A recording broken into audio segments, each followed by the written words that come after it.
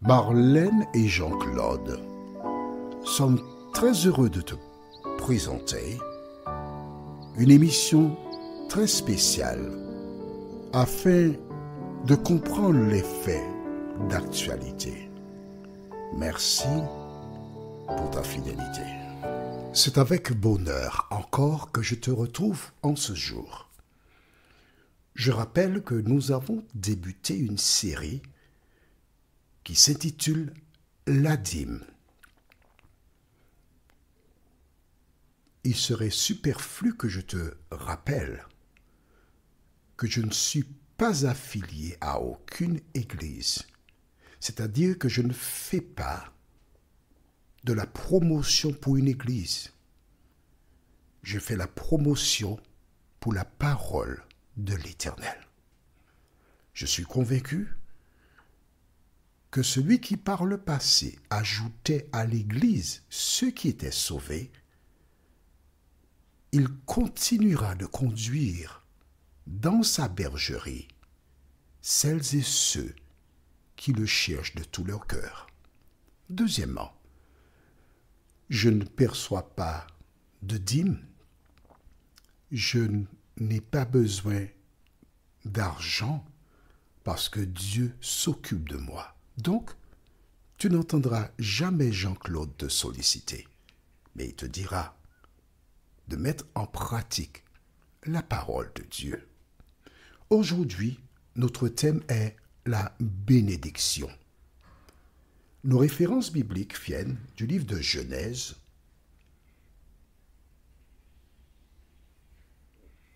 chapitre 1er,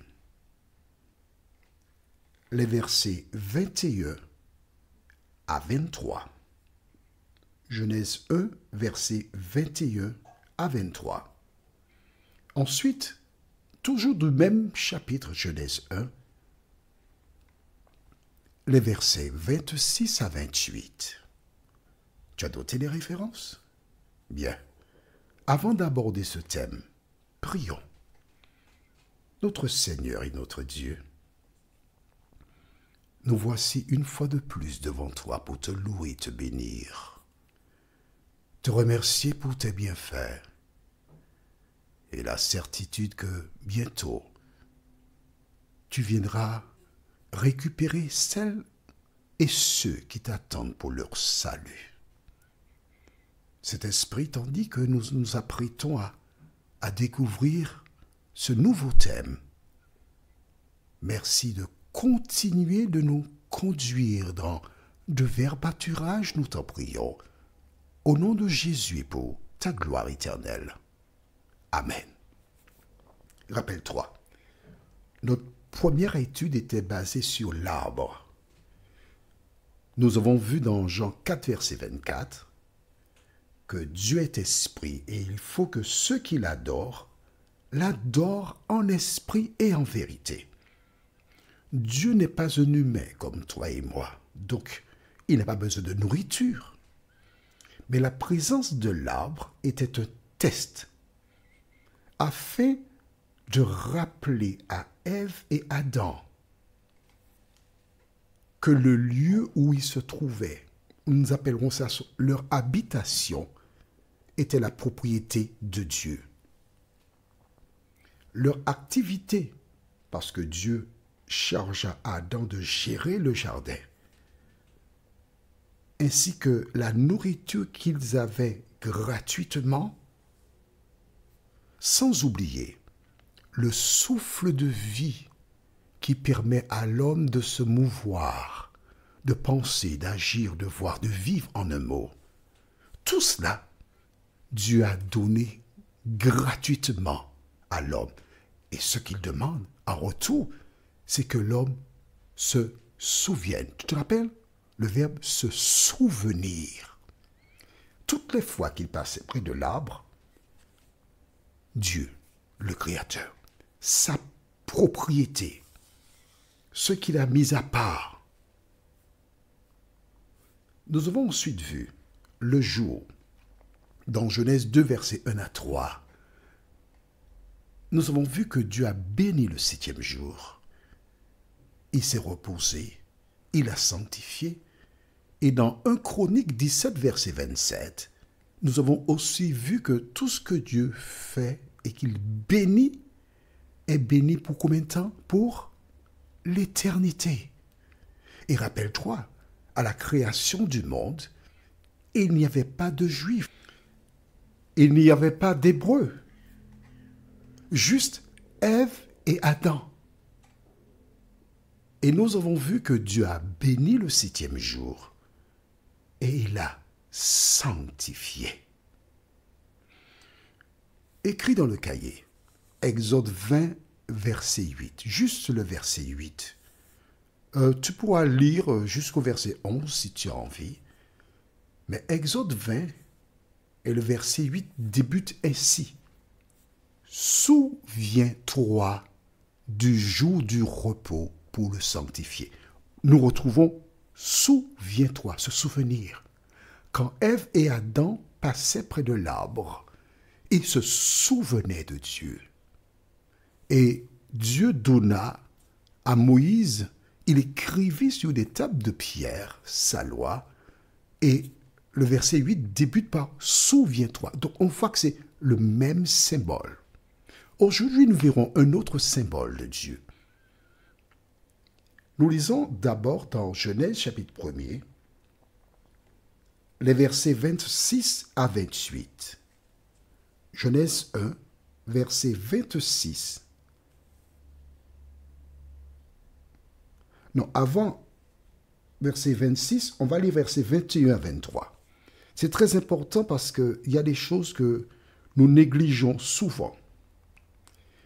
La Bible déclare dans Genèse chapitre 1er, verset 21 à 23, Dieu créa les grands poissons et tous les animaux vivants capables de se déplacer. L'eau en pullula selon leur espèce. Il créa aussi tous les oiseaux selon leur espèce. Dieu vit que c'était bon.